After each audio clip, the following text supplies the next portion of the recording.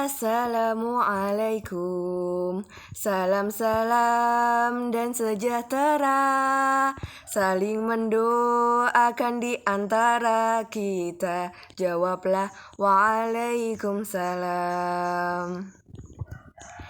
Yang terhormat Bu Muamalatul Musawamah sebagai dosen pengampu mata kuliah materi pembelajaran fikih MTS dan MA, dan teman-teman yang saya cintai. Perkenalkan, nama saya Elva Dwi Safitri. Saya di sini akan menyampaikan sedikit materi tentang pendekatan mengamati, menanya, dan mengumpulkan informasi saintifik pembelajaran fikih MTS dan MA. Langsung saja ke materi yang pertama, yaitu ada pengertian pendekatan. Pendekatan adalah konsep dasar yang mewadahi, menginspirasi, menguatkan, dan melatari pemikiran tentang bagaimana metode pembelajaran itu diterapkan berdasarkan teori tertentu. Dalam banyak pandangan yang menyatakan bahwa pendekatan itu sama artinya dengan metode. Selanjutnya yaitu pembelajaran dengan pendekatan saintifik.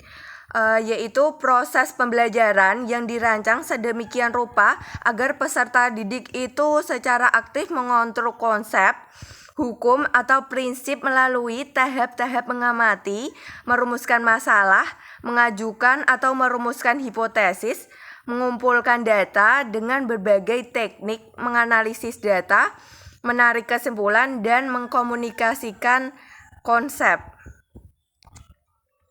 Selanjutnya yaitu ada tujuan pendekatan saintifik.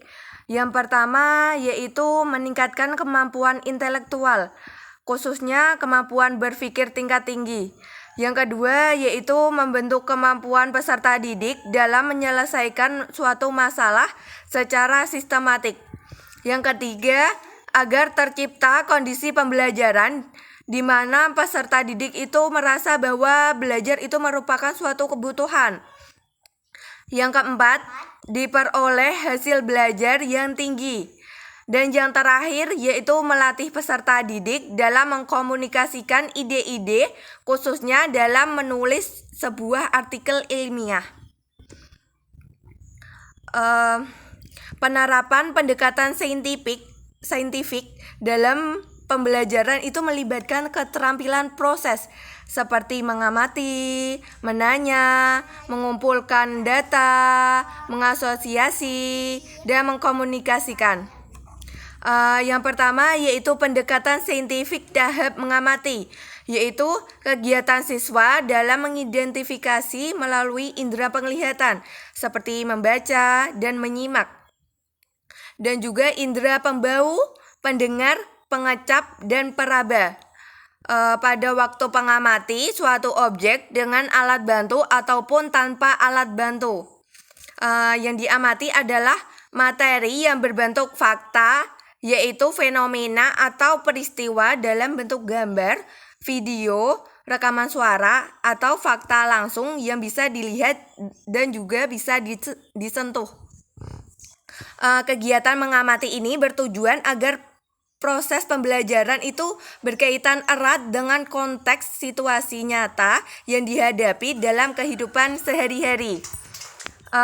Selanjutnya yaitu kegiatan mengamati dalam pembelajaran itu dilakukan dengan berbagai tahap. Yang pertama yaitu menentukan objek yang akan diamati. Yang kedua, membuat pedoman pengamatan sesuai dengan lingkup objek yang akan diamati. Yang ketiga, yaitu menentukan secara jelas data-data yang perlu diamati, baik primer maupun sekunder. Yang keempat, yaitu menentukan di mana tempat objek yang akan diamati.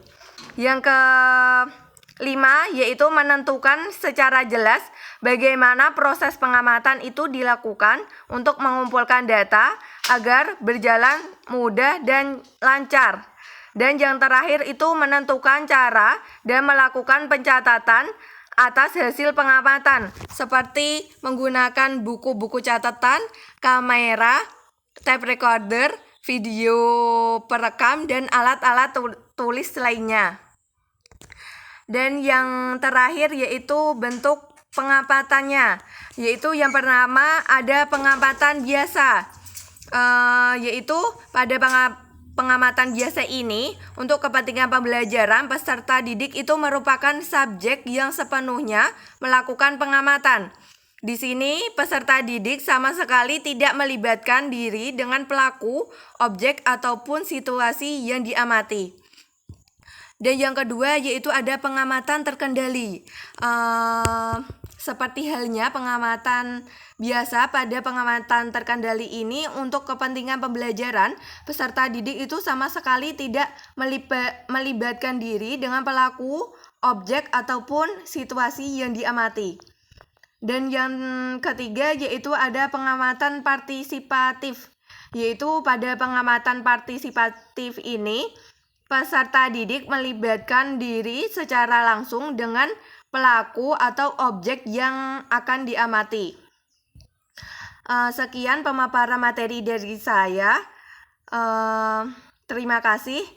Sampai jumpa. Wassalamualaikum warahmatullahi wabarakatuh.